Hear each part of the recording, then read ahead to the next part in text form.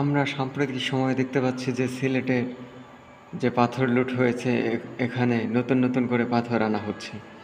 আসলে দেশের মানুষের সাথে এই পাথর জমার নামে তামসা করা হচ্ছে।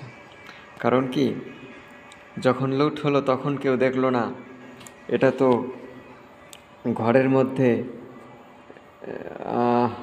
চাউল চুরির মতো না, বা ঘরের মধ্যে পুতুল খেলা না, যে কেউ দেখলো না। প্রকাশ্যে এই পাথর লুট করা হয়েছে, তখন এর বিরুদ্ধে কেউ প্রতিবাদ করেনি, প্রশাসন কিছুই করেনি। আর এখন যখন মিডিয়াতে আসলো এবং দেশে তোলপাড় শুরু হয়ে গেল, তখন সরকার কি করলো, নতুন করে কিছু পাথর এনে তার উপর দিয়ে পানি মেরে মানুষকে বোঝানো হচ্ছে যে এই যে আমরা ভালো কাজ করছি। চুরি করে মাপ চাইলে কি এটা হইল? আমি একজনকে একটা থাপ্পড় দিলাম, থাপ্পড় দিয়ে বললাম, ভাই সরি। এটা কি মেনে নেওয়ার মতো? এটা মেনে নেওয়ার মতো না।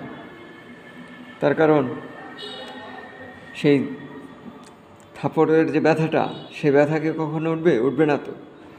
তো এই পাথর চুরি করে, লুট করে প্রকৃতির যে সৌন্দর্য, যে সিলেটের যে পর্যটন ব্যবসা, সেটাকে তো ধ্বংস করে দেওয়া হয়েছে। যে অর্থনৈতিক একটা অবস্থা ছিল, সেটা তো ধ্বংস করে দেওয়া হয়েছে।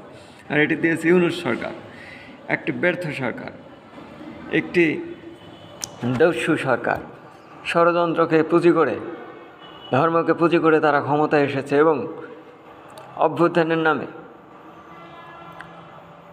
তারা ক্ষমতায় এসে লুটপাট করছে, দেশে মব সন্ত্রাসের তৈরি করছে এবং ইচ্ছামতো সব কিছু করছে। তেমনি করে সিলেটের পাথর লুট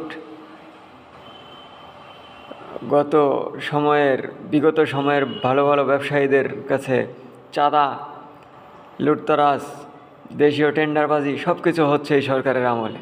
মব সন্ত্রাসে দেশে কায়েম হয়ে গেছে। আর কিছু কিছু ব্যাপারে লোক দেখানো, বিচার ব্যবস্থার মাধ্যমে লোক দেখানো, সব কিছু করে মানুষকে বোঝানো হচ্ছে, পাগল বোঝাও, মানুষকে আবাল ভাবছো। এই